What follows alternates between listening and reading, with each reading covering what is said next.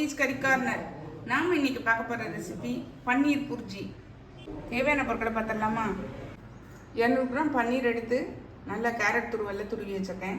2 medium size வெங்காயத்தை சின்னதாக cut பண்ணி வச்சுருக்கேன். ஒரு மீடியம் சைஸ் தக்காளியை சின்னதாக கட் பண்ணி வச்சுருக்கேன். ஒரு சின்ன கேரட்டை சின்னதாக கட் பண்ணி வச்சுருக்கேன்.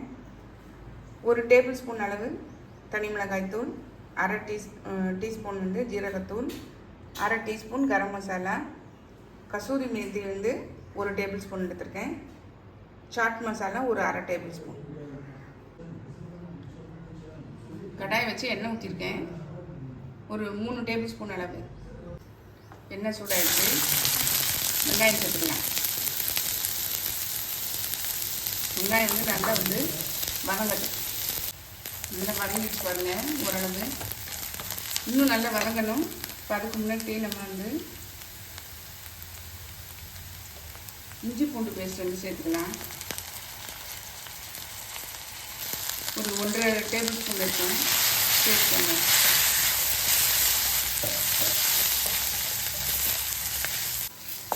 பச்சை வாசனை பேஸ்ட் பாருங்க. இந்த இஞ்சி பூண்டு பேஸ்ட் நான் காமிச்சிருக்க மாட்டேன்.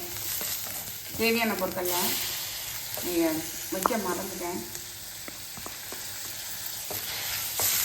தக்காளி ஒரு மீடியம் சைஸ் தக்காளியை சின்னதாக கட் பண்ணி வச்சுருக்கேன். அதை சேர்த்துருக்கேன்.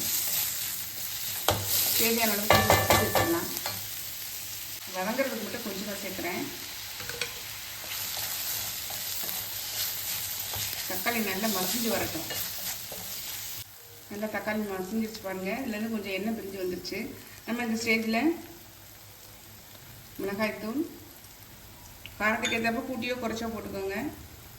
ஜீரகத்தூள், கரம் மசாலா எல்லாத்தையும் நல்லா மிக்ஸ் பண்ணி விட்டுடலாம்.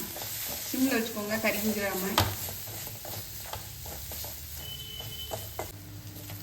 நல்லா வதங்கிச்சு பாருங்கள். பச்சை வாசனையெல்லாம் போயிடுச்சு. நம்ம இந்த ஸ்டேஜில் 2 சின்ன மிளகாவை கீரி சேர்த்துருக்கேன். கேரட் நறுக்கி வச்சதுக்கு சேர்த்துருக்கேன். நம்ம இந்த ஸ்டேஜில் கேரட்டுக்கு பதிலாக கேப்சிகம் கூட கலராக இருக்கும் இல்லைங்களா, அதில் கூட நம்ம சேர்த்துக்கலாம். பட்டாணி சேர்த்துக்கலாம். நம்ம இதை ஒரு கலரி விட்டுட்டு இதில் ஒரு 3/4 டம்ளர் அளவு தண்ணி விட்டுக்கலாம். நல்லா ஒன்றா சேர்ந்து கொதித்து ஒரு கிரேவி மாதிரி வரட்டும். நல்லா ஒன்றா சேர்ந்து எண்ணெயெல்லாம் பிரிஞ்சு வந்துச்சு பாருங்கள். நம்ம இந்த ஸ்டேஜில் பன்னீருக்கு சேர்த்தே உப்பு சேர்த்துடலாம். நல்லா கலரி விட்டுங்க. பன்னீரை இதில் சேர்த்துடலாம்.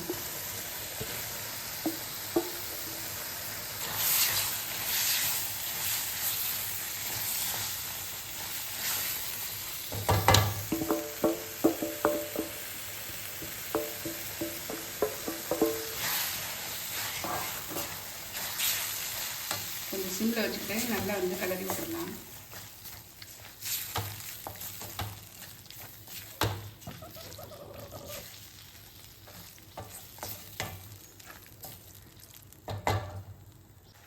நல்லா கலரி விட்டுட்டேன். நம்ம இந்த ஸ்டேஜில் கஸ்தூரி மேத்தி சேர்த்துடலாம்.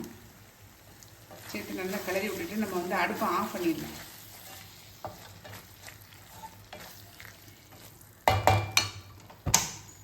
இது கூட சாட் மசாலா சேர்த்துடலாம்.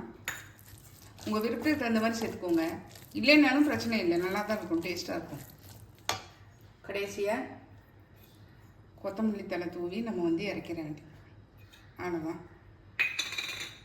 நம்மளுடைய ஆலு புரிச்சி பாருங்கள், சூப்பராக ரெடி ஆகிடுச்சு. செம்ம டேஸ்ட்டாக இருக்குங்க. கண்டிப்பாக ட்ரை பண்ணி பாருங்கள். குழந்தைங்கள்லேருந்து பெரியவங்க வரைக்கும் எல்லோரும் விரும்பி சாப்பிடுவாங்க.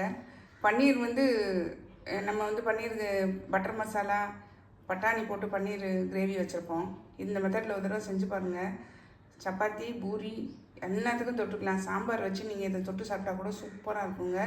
கண்டிப்பாக ட்ரை பண்ணி பாருங்கள். ட்ரை பண்ணி பார்த்து கமெண்ட்டில் சொல்லுங்கள். லைக் பண்ணுங்கள், ஷேர் பண்ணுங்கள், சப்ஸ்கிரைப் பண்ணுங்கள். பக்கத்தில் உள்ள பெல் ஐக்கானை கிளிக் பண்ணுங்கள்.